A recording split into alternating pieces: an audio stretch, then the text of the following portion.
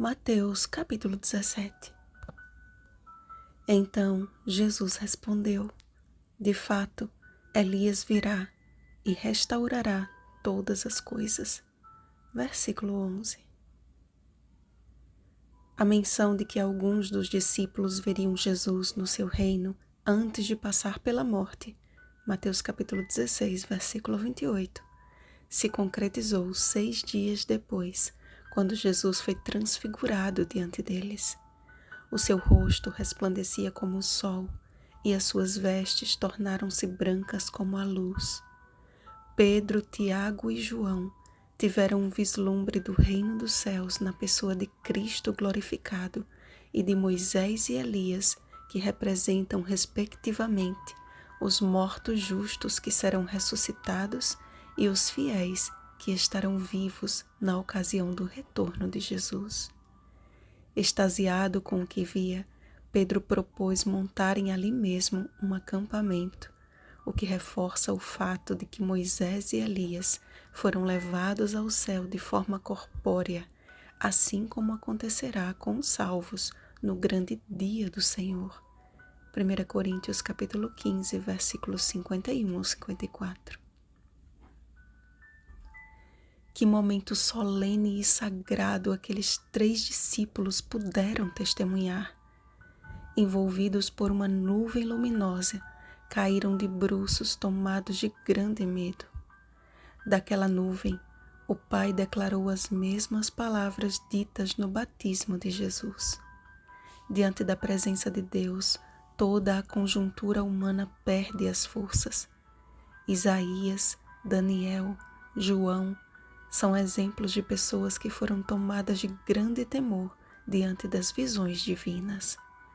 Mas assim como o anjo do Senhor os tocou, restaurando-lhes a força, Jesus tocou em seus discípulos, dizendo: Erguei-vos e não temais. Por mais emocionante e marcante que fosse aquela experiência, ela só poderia ser compartilhada após a ressurreição de Cristo.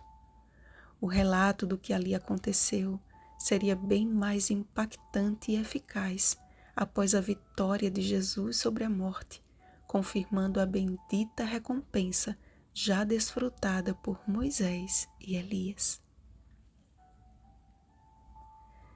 A profecia acerca de Elias e a forma como os escribas acreditavam que aconteceria também explica a atitude de Pedro em se oferecer para armar tendas.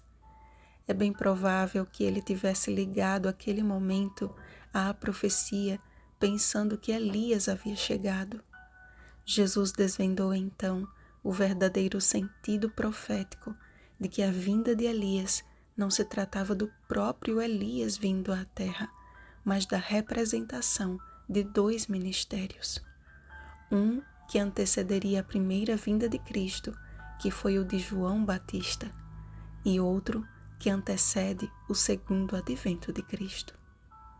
Por isso que Jesus usou uma aplicação no passado. Eu, porém, vos declaro que Elias já veio, e outra no futuro. De fato, Elias virá. Como João Batista, Deus separou um povo peculiar nos últimos dias, a fim de habilitar para o Senhor um povo preparado, um povo que vai adiante do Senhor no espírito e poder de Elias. Lucas capítulo 1, versículo 17. Enquanto Jesus estava no monte na presença do Pai, Satanás se manifestava na vida de um menino, o qual não pôde ser curado pelos discípulos. Estamos lidando constantemente com um inimigo de forças superiores. Seria impossível vencê-lo não fosse a intervenção de Cristo. Mas para que isso aconteça, é preciso ter fé. É necessário habitar no esconderijo do Altíssimo, Salmo 91, versículo 1, por meio de oração e jejum. Quem assim o faz, torna-se parte do último Elias, que irá restaurar o altar do Senhor que estava em ruínas, 1 Reis capítulo 18, versículo 30, e que através de uma vida de oração receberá o fogo do Espírito e a chuva serôdia. Até lá, continuaremos como foi com Pedro, tendo que lidar com as questões corriqueiras deste mundo, mas o Senhor, até nesses assuntos, promete cuidar de seus filhos até que Ele volte. Amados, a Bíblia diz que os discípulos se entristeceram grandemente com a notícia da morte de Cristo. Nós, porém, temos uma notícia tão maravilhosa para dar ao mundo que o apóstolo Paulo escreveu: alegrai-vos sempre no Senhor. Outra vez digo, alegrai-vos. Filipenses capítulo 4, versículo 4. Precisamos sair no espírito e poder de Elias para anunciar a bendita esperança de que muito em breve não apenas 3 discípulos verão Jesus em toda a sua glória, mas todo olho o verá. Apocalipse capítulo 1, versículo 7. Sua morte não foi o fim e sua ressurreição não foi exclusivista. Em seu plano consumado e perfeito, Cristo morreu pelos nossos pecados, segundo as Escrituras, e foi ressuscitado ao 3º dia, segundo as Escrituras. 1 Coríntios capítulo 15, versículos 3 e 4. Para que nele fôssemos feitos justiça de Deus. 2 Coríntios capítulo 5, versículo 21.